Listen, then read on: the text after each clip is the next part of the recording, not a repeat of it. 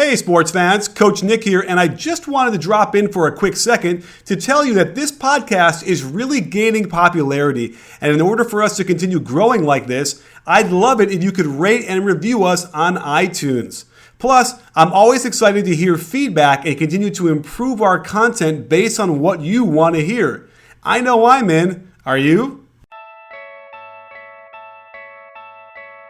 Can the Thunder keep rolling without Enes Kanter?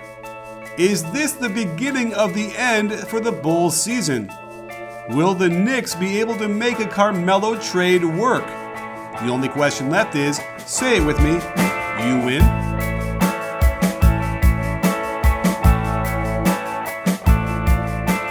Hey sports fans, Coach Nick here, and welcome to the B-Ball Breakdown Podcast.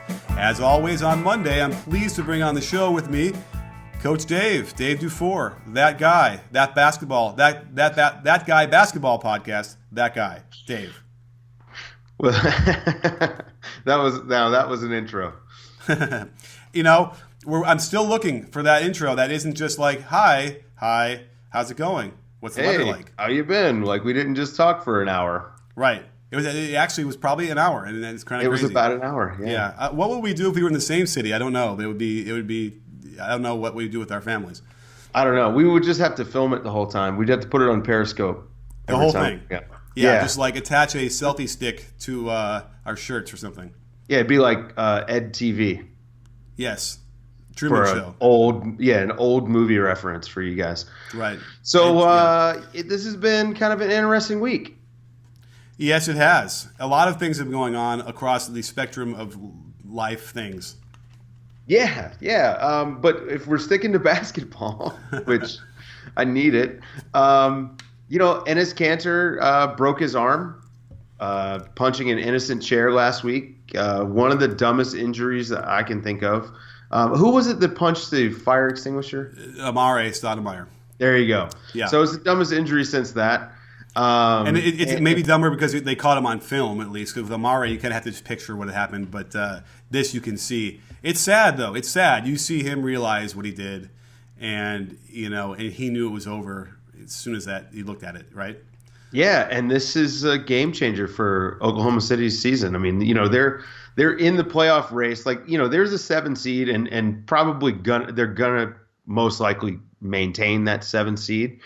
But I think the hopes of them getting up to the 6th seed and avoiding San Antonio, I think that's probably out the window. Right. Now, I was peeping at yesterday when they played the Warriors. Am I right? Is that what happened? Yeah. No, they played the Cavs. I'm sorry, right?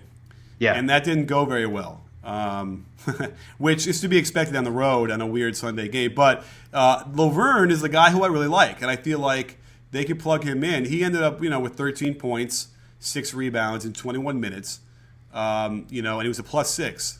So there shouldn't be, I like to see what happens when he gets some run. Yeah, I mean, we'll see. He's a better shooter than Kanter is for sure, but Kanter just does so much work on the offensive glass, and kind of.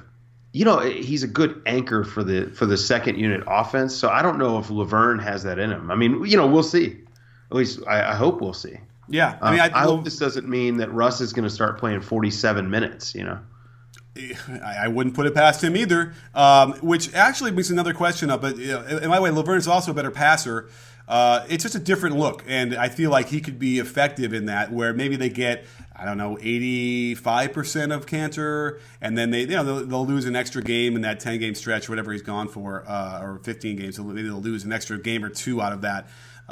So we'll see. But that actually leads me to believe in another question I meant to ask you we didn't talk about before, which was, did we talk about this with Washington and their offense? I don't remember who I've spoken to. Did I talk to you about it? Yeah, we did. Yeah, we talked about it on the live show the other night. Okay. Well, Brooks. We're looking at some of what Washington does. It's clever. There's reverse action. There's ball movement. And I'm starting to wonder why this stuff didn't exist in OKC. And that begs this question about who decides the offense. And now I remember we did talk about it in the live show, but perhaps it's not a lot of crossover there to hear. But isn't that does that concern you, or does that make it seem like it's the players who are deciding what offense is run and what isn't? Well, I mean, ultimately, you do rely on the players to execute, but you would think that. I mean, we can segue into Chicago right after this because I think this is kind of where we're heading anyway. You rely on the organization to back up the coach, to give the coach license to get after these guys when they don't run the offense. And I don't know that Scotty Brooks ever had that in OKC. But, in his defense and in the players' defense, when you've got Kevin Durant and Russell Westbrook, two of the best isolation scorers, in the last 20 years in the NBA, you're probably going to run a lot of ISO. But you would like for them to have, some non-isolation as well, so that in crunch time, it's not so easy to guess what's going to happen and easy to shut down. I mean, OKC still sees that this year. Yeah, Russ hits a few of them, but you always know what's going to happen. Yeah. Well, the other thing is like, most offenses that I've ever seen designed usually require the point guard after making a pass to cut somewhere. And yet Russell Westbrook almost never does that. I mean, it's a little bit more we've seen this year, a little bit, but usually he'll step backwards and he'll raise his hand and call for the ball back or whatever, get in the way.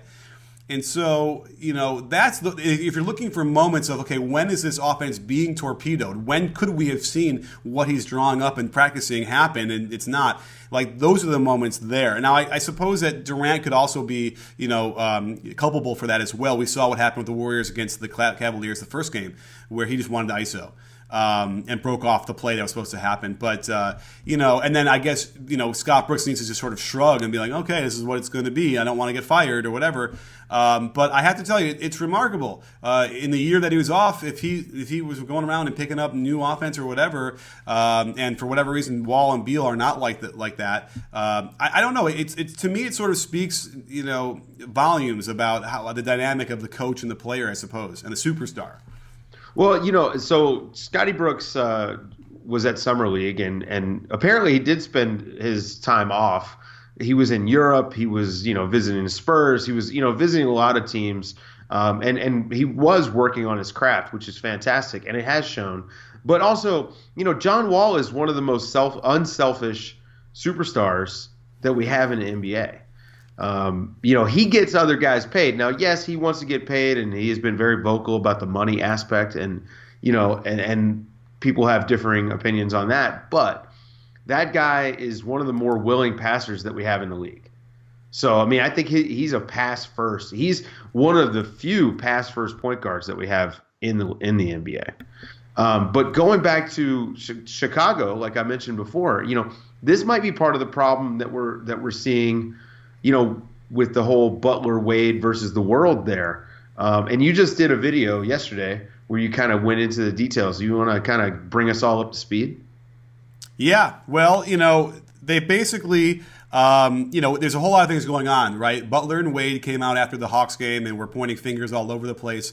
Turns out that it was mainly focused on, I think, Michael Carter-Williams and Mirotic.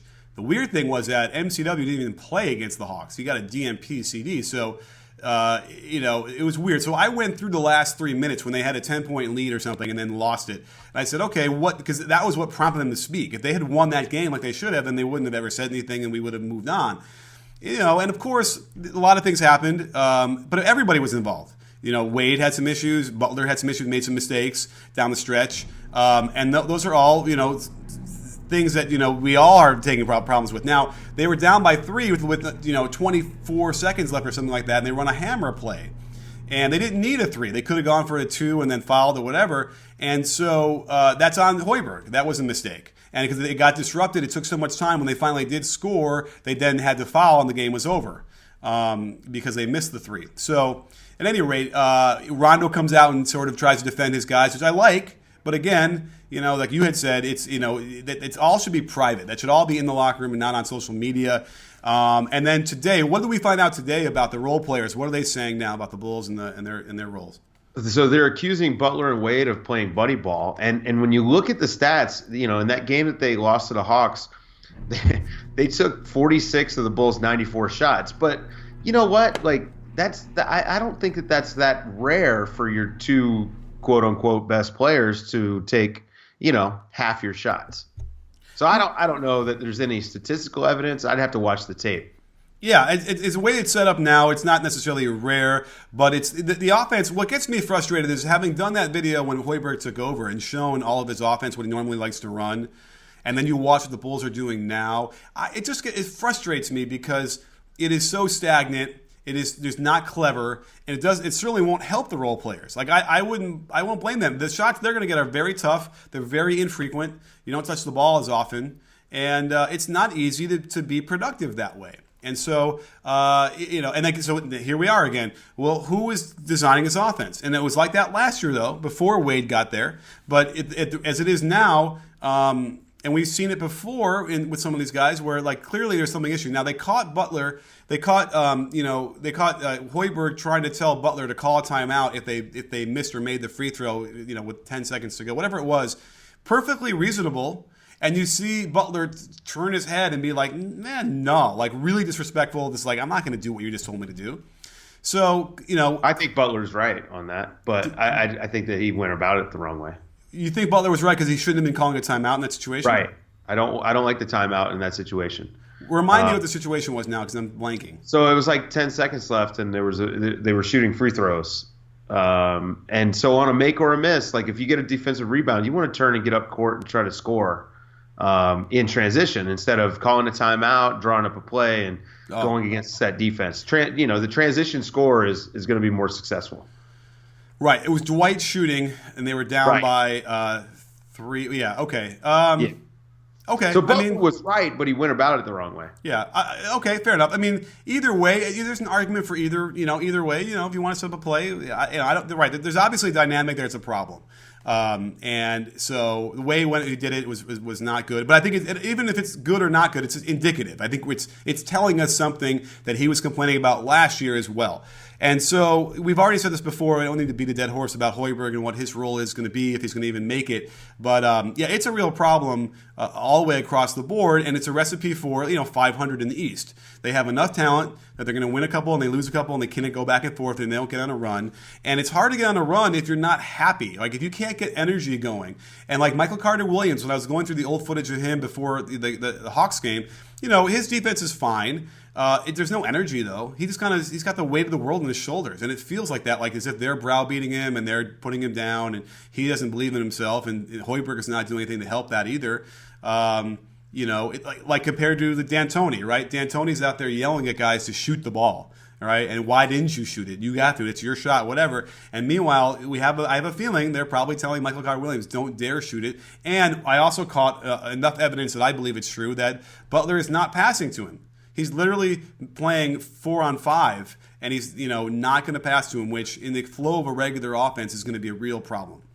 Yeah, you've at least got to hit those guys when they're open. And the other thing is, these are NBA players. They need to feel empowered to shoot when they're open. I mean, look at OKC, and you know what? I'm going to give Russ credit.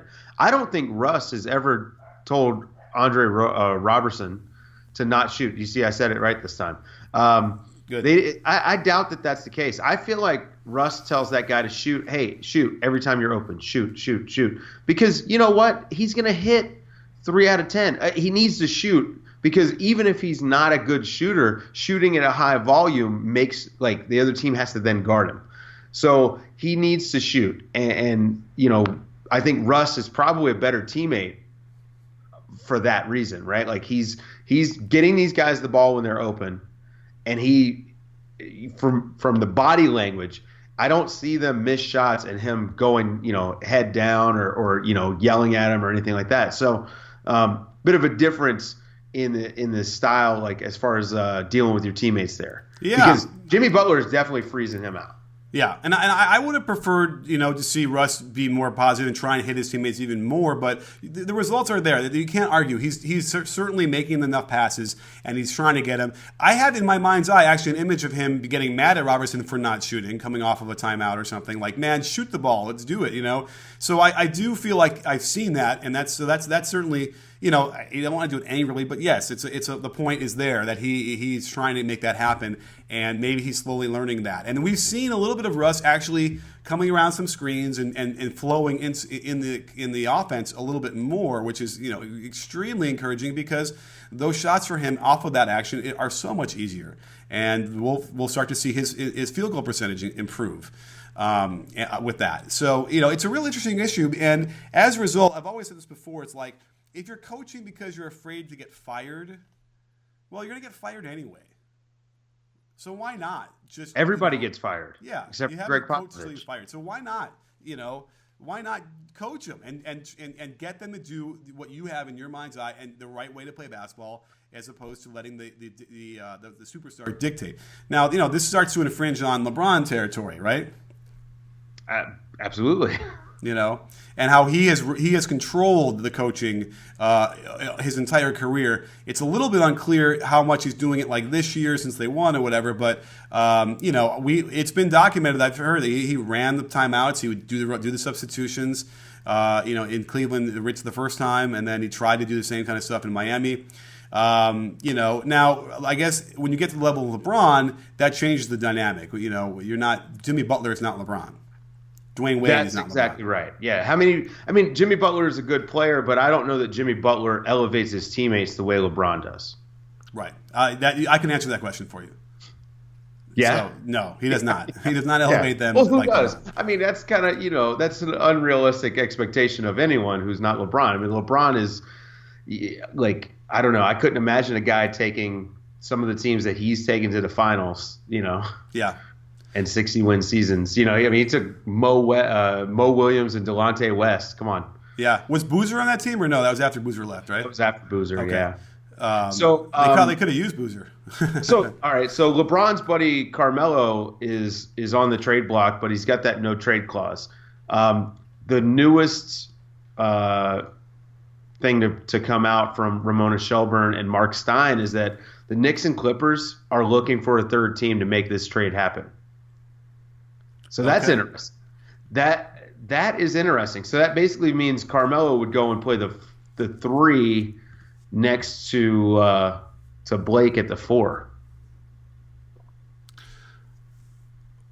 Wait, say that one more time.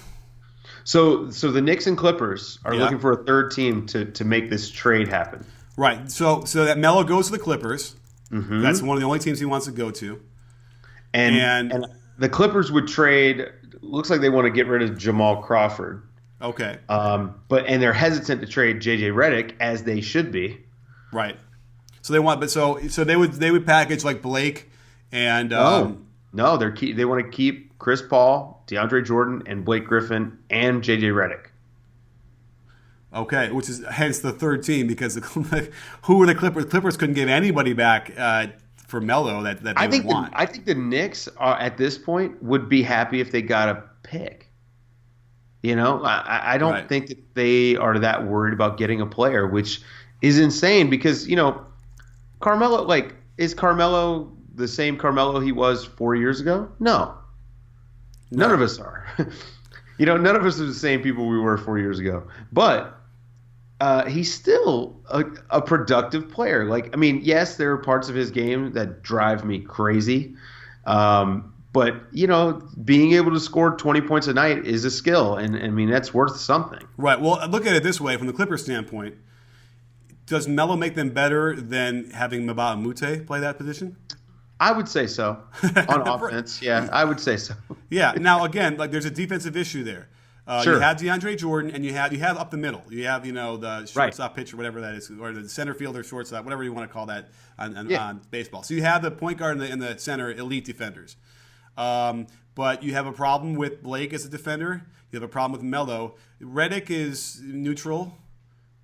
I think Redick is a decent defender. Okay, so he's okay. Yeah. Right. He's active, right? And that counts for something. Yeah. And so, can you make that work?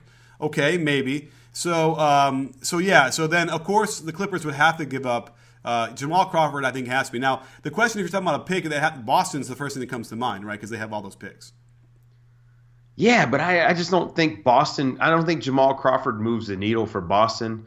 Honestly, maybe the Cavs, but like I just can't. I don't know. I couldn't imagine the Cavs taking on. I mean, remember there's 2 years left after this one on that Jamal Crawford deal. Right. Well, so, let's look at it this way. If it's going to be a pick, that means that the Clippers need to give up a player that's good enough to get a pick that's good enough the Knicks want, right? Well, Austin Rivers has been floated out there, but then that puts kind of Doc. Do we find out that someone asked us the other night? Does that put Doc the GM on the hot seat? Is he willing to move Austin? And I think he probably would be. I think he said he would. I think that wasn't. Didn't he come out and say it? I feel like I know I tweeted that if my kid shot with those kind of mechanics, I would trade him. But nonetheless, I was sorry, not sorry, but I was kidding, but sort of.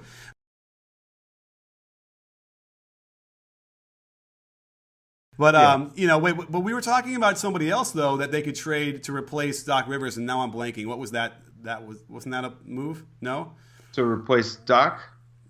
To replace Austin. Tyler Johnson. Oh, yeah. So we were talking about that, right? Like if there was some sort of Heat deal. Oh, I know. We were talking about our mock draft trades. But yeah, Tyler Johnson would look really good in the Clippers uniform. If that meant Austin Rivers goes away. And, could they somehow convince Pat Riley that Austin Rivers is legit based on some of the numbers he's put up, this year? Probably not. I think Pat Riley is a little bit smarter than that. Okay, because we know that, like, I would say that Austin is not really that good of a player. I don't think he moves the needle in any direction. But the Clippers fans are going to say, well, look, he's averaging 12 points a game, shooting 40% from three. Yeah. Cricket. That's a lot of crickets over there. Yeah. I look, Tyler Johnson is 24, and he is a fantastic athlete. Yep. And I would bank on that before I'd bank on Austin Rivers. I think we've seen a lot of Austin Rivers. I think Austin Rivers could be your 7th or 8th guy, and you're okay. But his defense is really bad. Mm-hmm. Yeah. It's funny because the Clipper fans will argue, oh, he can play defense. But no, I never was impressed with his defense either. Certainly, physically, he doesn't have the strength to really play physical defense. And well, he guarded Steph Curry the other night. Steph Curry, just dropped 43 on him with ease. So, and perhaps the budding, the beginning symptoms of the flu, maybe with him too, and he still did that. So, that's a good example there. I mean, listen, Steph does that to everybody, but nonetheless, sure. He doesn't do it to Chris Paul, but certainly, Austin Rivers. So, and it's sad, by the way, because now that Chris Paul's not playing, Blake's back, you can just see the Clippers. It might end up being Chris Paul has always been the X factor. Because they play well without Blake, and now they play well with Blake without Chris Paul too in the past. In some iterations, but I don't know. This year, it just looks like it's without Chris Paul. It's like it's as profound as like not having Russ on OKC. Yeah, Chris Paul so Blake this season hasn't been the playmaker that he has been in previous seasons. And, this might be, part of the injury thing. Maybe he doesn't have all of his lift back and things like that. But I wonder, and you and I have wondered this together out loud, if this is sort of the downturn in his athleticism. I mean, he's 28. This isn't to say that he's washed up, but, with his injury history, it's a real concern, especially for a guy that depends so much on his athleticism to be relevant as an NBA player. No one's going to confuse him with a skilled player. Right. So, yeah, I think, Chris Paul is who we thought he was. He's the best player on this team. He's one of the 15 best players in the league. I don't think it's a shock that they're doing worse without him. Right. And it's just very profound. Now, to get back to that trade, just to kind of really talk about that and really kind of understand what this means, what they're looking for. So, okay, the Knicks want to. If it's the Knicks want to pick, let's just say, I would think they would want somebody as well. But let's just say they want like a pick. The pick has to be a first rounder, and it has to be. Would they take any first rounder? I think they'd have to be a top 15, wouldn't it? Yeah. So that makes it tricky. If who's going to give up a top 15 pick for something that the Clippers are willing to send to them? And that's the rub there is like the value in this situation is way out of whack. And don't forget that Carmelo gets a trade. He has a trade kicker, so that adds how much money to his deal? I don't even know. So explain that to everybody. If you get traded, you get an extra amount of money. Right, you get extra money, and so he gets where's the amount? 10 million, almost 10 million. So that adds to takes his contract value for this season up. So that makes I'm pretty sure that puts the Clippers in the tax if they're not already. Well, yeah, it gets tricky. And now, of course, LA can pay it because it's LA. Right. Again, we've seen GMs pull stuff off. Daryl Morey's been able to do this stuff, but the question now is Doc Rivers isn't Daryl Morey. He's not that kind of GM who can figure this stuff out. Usually, we haven't really seen that. It would probably be the most blockbuster trade we've seen in a long time. Since the last Melo trade? Yeah, I guess, right, in the midseason, because, I guess you can argue that, LeBron got traded to Miami, right? Isn't that sort of how it went? Wasn't it a sign and trade? It was a sign and trade, yeah. But whatever. But, midseason, whatever, yeah, we haven't really seen anything like this in a while. So, I don't know. It just seems like the picks are so valuable these days for people that they don't want to give them up. And again, you'd have to be like, yeah, Redick would move the needle, but geez, trade Redick for Melo in the starting lineup, and then that means Austin Rivers has to play shooting guard for you, right? Yeah. I mean, but the thing about Redick, like where his value isn't as high as you think it is, because he can be a free agent. He's going to be a free agent this summer. So, you're going to have to pay him, or someone else is going to have to pay him. So this is the tricky part. Like he could walk. And so do you really want to give up something for, 3 months of JJ Redick? I just don't know. It's going to be an interesting 3 weeks leading up to the trade deadline. I almost feel like it's going to be a dud. They always seem like they're duds now, and we're hoping, and then nothing happens. Well, so many trades now happen during the summer, but I really feel like at this point the Carmelo Knicks front office relationship has soured to the point where I think Carmelo just wants out. Yeah, and by the way, this was Phil's plan. Phil, This was a systematic way of getting him to at least agree to 2 teams he'd go to. By the insults and by whatever, he's not dumb. He speaks to the media in very measured tones, and that no one. I feel like no one wanted to believe me. I tweeted this out like a month ago. Yeah, I got a lot of blowback from Knicks fans, but he understood what happened, and the fact that he gave him the no trade clause in the first place was a problem. But I suspect he was under the gun. He didn't have a choice with whatever the pressure was by New York. What's also funny about New York is that my buddy John Henson, who is coming on the show this Thursday, by the way, we're doing a live. We're going to be watching the game in game, while and cracking wise and on the couch. If you missed it last time, it was a really fun time, and we'll be this Thursday during the Golden State Clippers. Oh, the Clippers. So anyway, but he wrote a really interesting article in defense of the Knicks. Well, not in defense of the Knicks, but sort of attacking the Knicks media for being so blatantly negative about everything. And Frank Isola was certainly his main focus. And Isola responded, was kind of freaked out on Twitter, and it caused a big stir. Did you notice that at all? I did not. No, yeah. I don't follow Isola on Twitter. Good for you. I mean, he's a dinosaur. You should be able to go to a museum and see Frank Isola sitting at a typewriter somewhere with a trench coat and a fedora. I mean, that's how dinosaur he is. And anyway, so they got into it, and that's it's interesting because this also could bring up a conversation about how we portray the teams, or how the media or the beat writers portray them, because certainly John Henson was right. They just sort of always look to be negative, and that creates that whole atmosphere in New York specifically that causes GMs to make decisions, it feels like. It's funny how our kind of political situation is sort of mirroring the way that our sports media situation has been historically. We're getting to the point where now, politicians are taking an adversarial approach toward the media, partially because of how much it's not so much reporting anymore as it is commentary, and the lines are blurred between the two. And I think that's what we've got with the sports media is you have this, the same guy may be reporting on a story, but also offering commentary within a story. I actually talked about Kevin Arnovitz and his piece on DeMarcus Cousins. Kevin Arnovitz, to me, is a prime example of a measured reporter reporting the facts of a story. And when he gives you his takeaway, he frames it in a way where it is very clear that this is his takeaway after, it's extremely measured. This is my takeaway after talking to all the parties involved, and it's super fair. And when you listen to him talk, like, it's super sincere and thoughtful.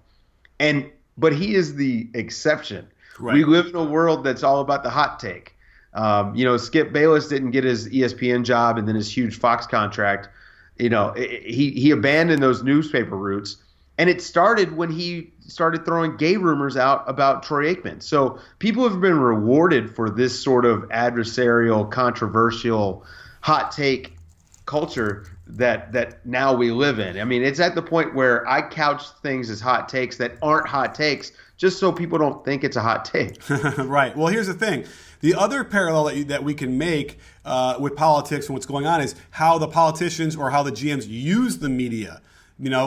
Phil Jackson, he used the media to do the hit job on whatever, or actually, to make Melo mad at him or to be willing to leave. And we see that all the time with sources or whatever, like, planting stuff in the media, just like we do and we've seen in the political realm as well, because they all need their quotes. They need to be able to do this stuff. So there's a lot of levels here that sort of go back and forth, with how this parallels where we're moving towards as a society and how we digest information. And, it's probably a problem. I think fair and measured and well-researched and, is good. Those are good things. And the hot take stuff tends to not be good. And also the distractions. Like, the hot take is a distraction to doing the other things that people won't notice, which is happening in the politics. I don't know. Is there an equivalent to that in sports or in the NBA? I don't know. I mean, nothing like what we're dealing with in the political realm at the moment, but there are definitely things that to a lesser degree may be like that,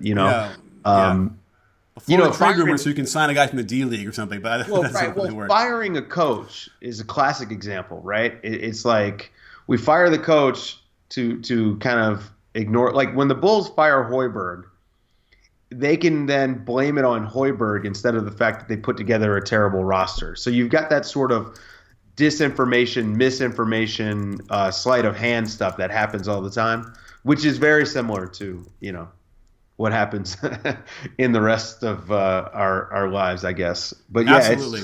The rewriting of all that. Even like Marcus Aldridge, when he left Portland and all of a sudden, here are all these stories about how he was really difficult and that kind of stuff. Like, all those things serve a purpose to some degree. And it's the media. No, it's kind of like with Watergate. And Woodward and Bernstein. I saw a great quote, I was online somewhere, where it was like they're hailed as these heroes who have uncovered this story, right? But when it really was just a guy in the FBI manipulating these two, giving these two reporters information so that that the president can get taken out of office, right? Yeah, that's exactly. It kind of reminds me of a great movie by it's called Barcelona. I think that was the movie by Whit Stillman. Anyway, the guy has amnesia. He wakes up, he doesn't know who he is, whatever, and he's slowly trying to put his life back together. And he's like, I just watched this terrible movie where this guy comes and interrupts this perfectly nice wedding, and he's banging on the glass and he's yelling, Elaine, Elaine, and he takes the bride out of there and they end up on a bus. He's describing The Graduate, right? And The Graduate, We're all excited because he's going to get the love of his life. He's going to take her away. It's a bad idea to marry this guy. And his take on it was, here's this guy who's interrupting a perfectly good marriage. And I feel like that's very similar to this, where, you just, depending on how you look at it, it kind of changes everything. Yeah, I mean, that's the human experience in a nutshell, right there. Is all of our opinions are based usually on someone else's opinion, and also on our perspective. So yeah. And then another example of that, I was actually marching at LAX yesterday to voice my displeasure with the Muslim ban, which is basically what Trump called it on Twitter yesterday, or maybe this morning. You know what? Also, Rudy Giuliani, who can't help himself, said it on television. So for anyone that thinks that this is not a Muslim ban, you can just... Yeah. Giuliani said that Trump came to him not long ago and said, I want to get the Muslim ban going. Tell me how I can do it legally or whatever. Horrible. And then Sage Steele gets on Twitter and she had to get to the airport, and she missed her flight because, listen, it was disruptive, and there were people in their cars that were stuck there that were screaming at me and everybody. And I get it. I did feel bad about that. I was like, man, I'm glad I wasn't in the car or whatever. And I realized it was a problem. But the only problem I think I had with Sage Steele is what she characterized us as sort of like happy people. Whatever. I'll look it up in a second. But the idea being that like we weren't happy. We were angry. We are upset. We are doing the only thing that we can possibly do to voice our displeasure in any meaningful way is to protest. And unfortunately, I do feel bad that it interrupted people. They had to walk a couple miles or whatever to get into the airport, and they missed their flights. That's tough. But we certainly weren't happy about what we were doing. We've gotten to the point. Our lives are so comfortable today in 2017. You can order your groceries online. You can have food delivered to your house. I've got ice whenever I want it in my refrigerator. I mean, the simplest things, right? But unfortunately, in order for people to pay attention to things that are not right, people have to, you have to get a little uncomfortable. You have to be a little inconvenienced. Otherwise, the protest is useless. Yeah. When the Montgomery bus protest, they shut down the bus service in the city. That wasn't convenient for those people. But you know what? It was a pretty good reason. And so, the only way anything gets done in this country is if you make enough noise and if you inconvenience enough people. And the hope is that people that maybe didn't realize what was happening are inconvenienced or see this, the noise that's created, and they look into what's happening and they say, no, we can't do this. This is completely against our American values. In every single respect. And this shouldn't even be, and what is going to happen is this is going to be politicized and people will say, oh, I can't believe you're being political and you're taking a side. You know what? Shut up. I'm an American citizen. I pay taxes. And I refuse to allow my government to act in a way that is, right, against our American principles as a society.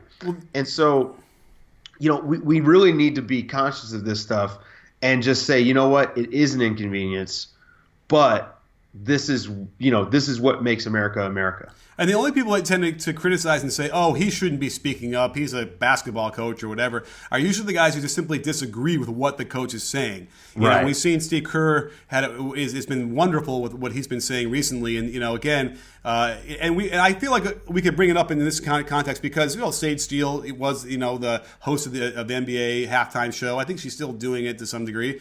So there's a connection here. But certainly what she had said, I just want to quote it, was, but it saddened me to see the joy on their faces, meaning the protesters' faces, knowing that they were successful in disrupting so many people's travel plans. And so, yes, immigrants were affected by this as well, period. Brilliant. So like that, she just missed the whole thing. And by the way, if you watched her replies on Twitter, it was pretty brutal. And people, took her to task because she got the message and then probably understood, why that was maybe inappropriate or didn't quite capture what was going on. But it certainly is a problem. And it also affects NBA players. I mean, I know that Thon Maker is concerned if he goes to play Toronto, is he going to get back in the country?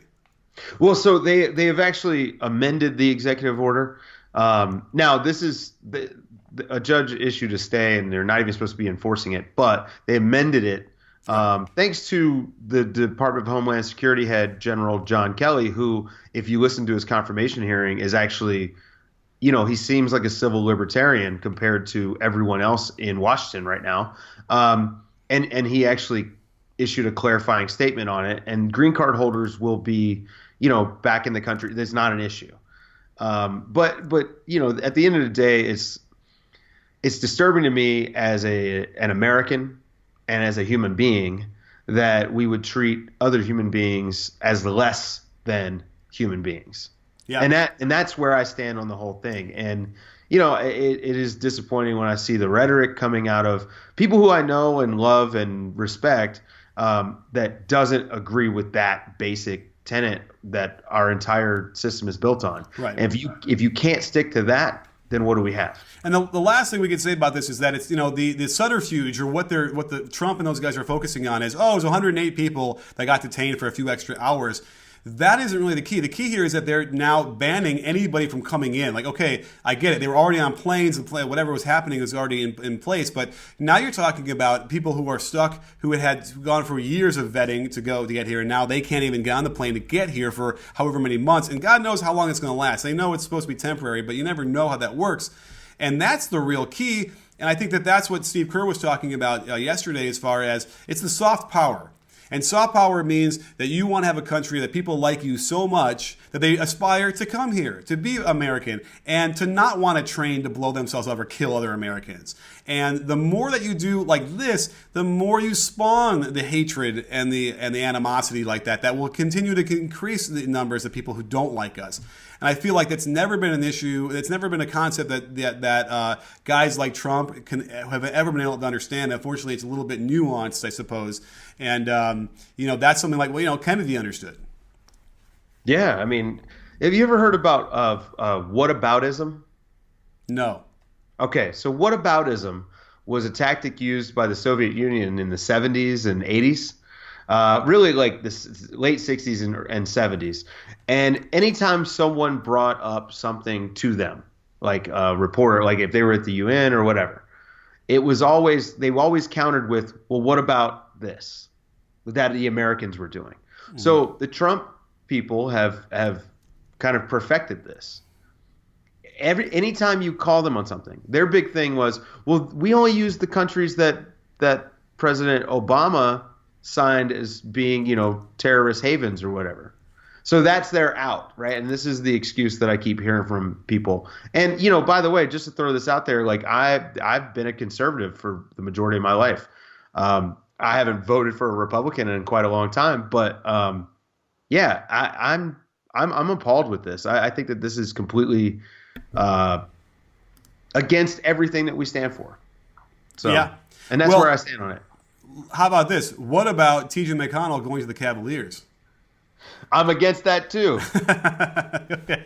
Because we should wrap up a little with NBA stuff. I feel like just to bring it back. That's another one of those things. Now, we've been arguing about McConnell, about whether or not he's like a legit player. I've seen enough where I'm like, this guy really can make some plays. He can set guys up. He's a pass first point guard for good reason. And he plays really good defense. I want to make sure, like we did a video with him not long ago, and I was able to spotlight a few instances where he plays defense. He plays good positional defense. He hustles.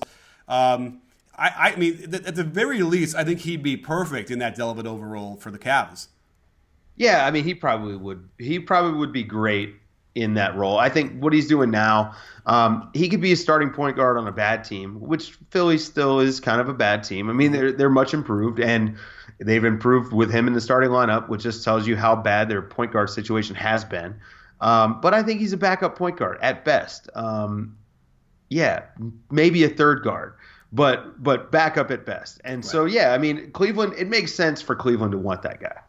Yeah, I mean, like, what would have made him like that much better is if he could have shot, 38, 39% from three, like Dellavedova got to. Now, here's the thing. Dellavedova got there because he was playing with LeBron and that good team. And he looked a lot better, or he was able to benefit a lot from that. So the question is, would McConnell, look better? And I think obviously he would, right? There's no question he would, he wouldn't have the turnovers he does in Philly. Now obviously as a starter, it would never be an issue because KYRIE is there anyway. But without question, I think he solves, I guess he gives them more than what they have now coming off the bench, which isn't much from that position. I guess who are they even using right now? Is it Liggins or who are they using the point guard? Kind of using Kay Felder, but really it's just LeBron and KYRIE. Yeah. Yeah. I mean, LeBron's playing 40 minutes a night. I mean, it is insane. So if getting McConnell for them were to get LeBron down to like the 34, 35 minute a night mark, I'd be all for it. I think McConnell, he probably could be useful for them because he's better than what they have currently. But, I just couldn't imagine giving up much for him. Right. And the idea that here's what would get everyone kind of not wanting this thing is by you framing it as saying by getting McConnell, LeBron gets to play like 6 less minutes a game. That doesn't sound right. It doesn't sound like he does that at all for them. But I just mean it's another guy who can handle the ball, and you know, McConnell is, even though he turns it over a little bit, he still is a playmaker. Yeah, he you know, he gets the offense moving and stuff like that, and that's one of the problems that LeBron has, is that when he's not in the game, the offense really stalls out. I mean, even with Kyrie on the court, it still will have a tendency to fall back into isolation. And LeBron, you know, that's why he keeps complaining about needing a playmaker, not necessarily a point guard. Right. And by the way, just I threw it out there, Dellavedova this year with Milwaukee is shooting 6 percentage points less from three than he did last 2 years. So it's very indicative of like that's the bump. Now, does McConnell get a 6-point bump? Like maybe, probably, but that still gets him to be useful. Yeah, absolutely. I said this before. I was like, you know, it's amazing to me that he's he's starting for an NBA team without being able to shoot from anywhere except for free throw. And so, yeah, I mean, if he could shoot 37, 38%, well, then that changes the game for him. Yeah. Well, interesting to see how all this plays out and if we're going to be right or not. But this was a really good one. I mean, I think we flowed very smoothly from one to the other. And we probably covered more subjects today than we've ever had in a podcast. Wouldn't you say? Yeah, we kind of hit a little bit of everything. Awesome. Well, that's how we like to do it here, and everyone's been responding very well. So, you know, if you like this podcast, make sure to get on iTunes to give us a nice review and some stars. And get on Twitter. We've been getting a lot of response on Twitter recently on all of our shows, and it's been awesome, and it will respond. So let us know what you think, what you don't like, what you like, and we'll definitely take you up on it. Yeah, I love to argue about TJ McConnell on Twitter. Come at us. We're ready for you. So thanks, Dave, for coming on another great show. And don't forget, sports fans, at B-Ball Breakdown, we're not a channel, we're a conversation. You in? Are you in, Dave? Yes, I am.